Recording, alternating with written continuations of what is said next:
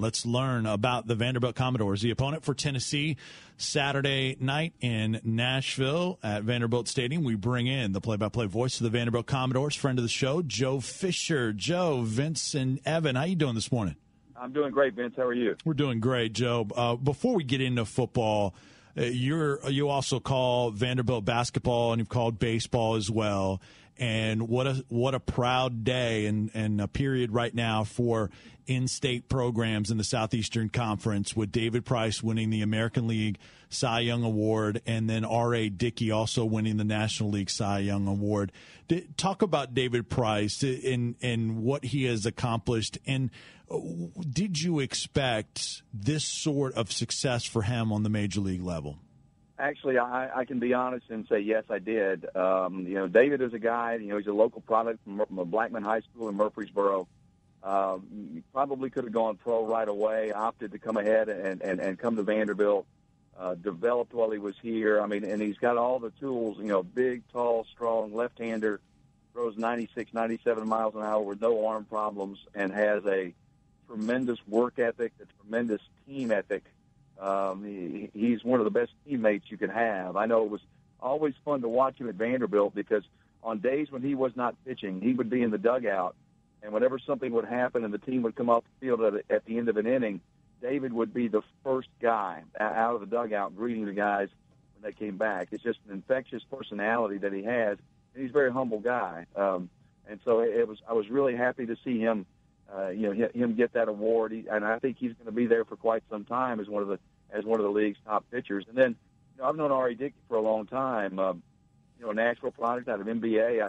In fact, I went over when I was doing television and interviewed when he signed to go to Tennessee. And so, for what all he has been through and has done, just a tremendous story. And what a great, as you said, a great day for baseball in Tennessee.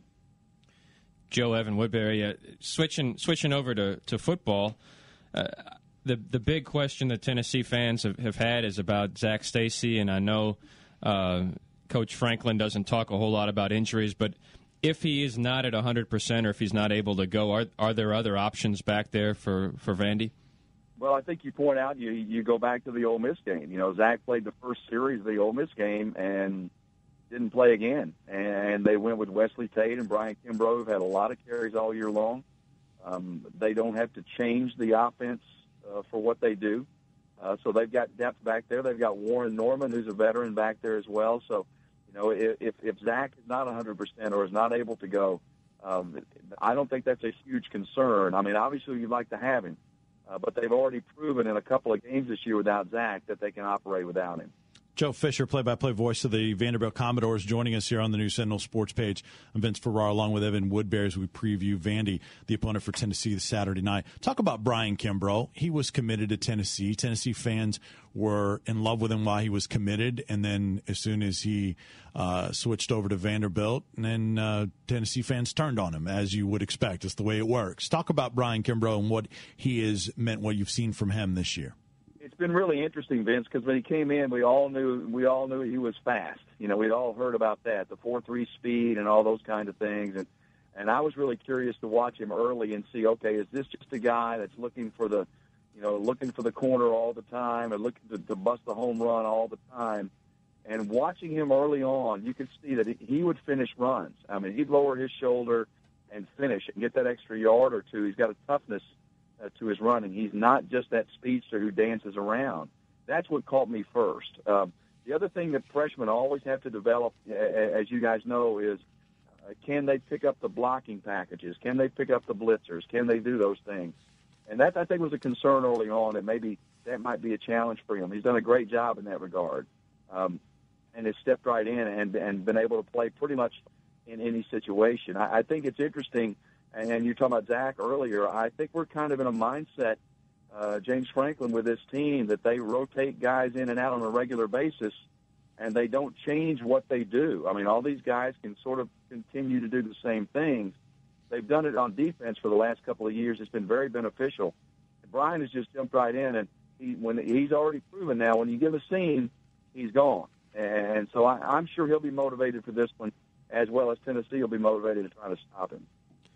Joe, when you look at the Vandy season as a whole, I look back at their first two games where they had two losses that were really punches in the gut, both really tough losses to take. They're 0-2 in a season that had a lot of enthusiasm and optimism at the beginning. And I think that's the most impressive thing is they've bounced back from that so effectively. What was the mood like when they started 0-2, and how do you think they effectively got from that point to where they are now, which is looking at a pretty successful season? You know, Evan, it's interesting because I know all of us kind of felt like, at least one got away, in those two. We certainly could have won at least one of those. And I think a lot of us who were around the program felt that way. I was really impressed to see how the guys continue to kind of stick to their business.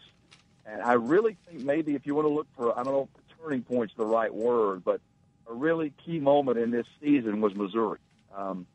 To go on the road, to play a Missouri team that, was looking for its first conference win and all those kind of things, and to go there and not only win that game, but win it the way they did. We had the lead and gave up the big 85-yard touchdown that could have certainly turned the game around. And our team got back and on the next offensive drive just marched right back down the field and kicked the field goal that proved to be the game winner. So I think at that point, a lot of us realized, okay, this team has a resiliency that's going to stand them well down the stretch of the season, and they've certainly proven that. Obviously, the Ole Miss game last week is evidence of that. 17 down on the road, in the third quarter, and to find a way to come back and win, I think says volumes about where this team is. Joe, real quick, we got about 20 seconds. What do you expect in terms of the crowd between Tennessee fans and Vanderbilt fans? Oh, I think it'll be a lot more decidedly black and gold than it has been in the past. I think our fans are very excited about this team, and I think it'll be a great crowd, a sellout crowd at Senior Day. So it's going to be a great atmosphere. Looking forward to seeing you up there on Saturday, Joe. Thanks for the time, as always. Sure, Vince. Thank you. Thanks. Joe Fisher, play-by-play voice of the Vanderbilt Commodores.